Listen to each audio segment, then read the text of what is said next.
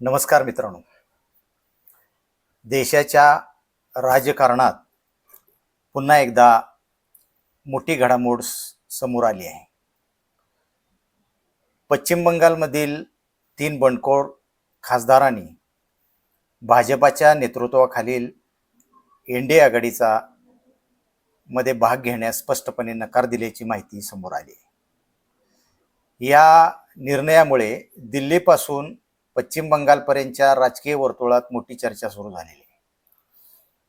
जून 2026 मध्ये टीएमसीच्या 28 लोकसभा खासदारांपैकी 20 खासदारांनी ममता बॅनर्जी यांच्या नेतृत्वाविरुद्ध बंड केले आणि पक्षांतरबंदी कायदा टाळण्यासाठी या 20 खासदारांनी कायदेशीर रणनीती म्हणून NSCPI नावाच्या एका अमान्य पक्षात स्वतःला विलीन केलं.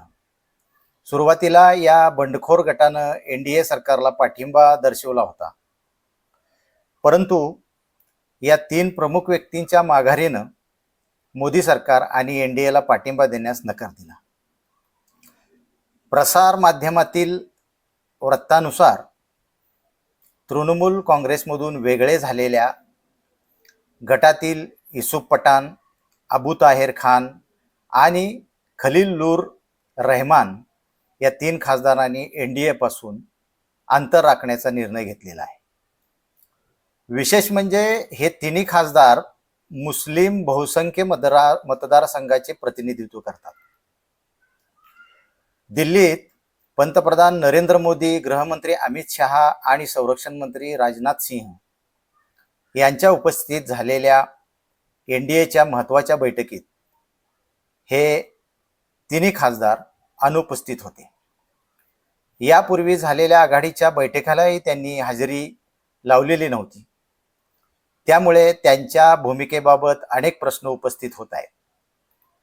संसद परिसरात बोलताना खासदार अबू ताहेर खान यांनी आपण मुस्लिम बहुसंख्य भागाचे प्रतिनिधित्व करत असल्याचे सांगितलं. त्यामुळं अल्पसंख्याकांच्या हिताविरोधात जाणाऱ्या कोणत्याही आघाडीला किंवा राजकीय भूमिकेला आपण पाठिंबा देणार नसल्याचे त्यांनी स्पष्ट केलेले आहे. तसेच आपण भाजपामध्ये प्रवेश करणार नसल्याचेही त्यांनी सांगितल्याची माहिती समोर आलेली आहे. जून 2026 मध्ये तृणमूल काँग्रेसच्या काही खासदारांनी ममता बॅनर्जी यांच्या नेतृत्वाविरोधात बंड केल्याची चर्चा होती. त्यानंतर या खासदारांनी एका नव्या राजकीय व्यासपीठाचा आधार घेतल्याचं वृत्त आलेलं आहे. सुरुवातीला या गटाकडून केंद्र सरकारला पाठिंबा दिला जाईल असे संकेत मिळाले होते. मात्र आता 3 प्रमुख खासदारांनी घेतलेल्या भूमिकेमुळं संपूर्ण राजकीय समीकरणच बदलू लागलेले आहे. राजकीय विश्लेषकांच्या मते या तिन्ही खासदारांवर त्यांच्या मतदारसंघातील जनतेचा दबाव वाढत होता. भाजपाशी वाढती जवळीक त्यांच्या मतदारांना मान्य नसल्यामुळं त्यांनी एनडीए पासून अंतर राखण्याचा निर्णय घेतला असा अंदाज व्यक्त केला जातो. दरम्यान विरोधी पक्षाकडून केंद्र सरकारवर गंभीर आरोप केले जात आहेत. काही महिन्यापूर्वी संसदेत एक महत्त्वाचं संविधान संशोधन विधेयक मंजूर होऊ शकलेलं नाही. त्यानंतर विरोधी पक्षातील खासदारांची तोडफोड सुरू झाल्याचा आरोप करण्यात येत आहे.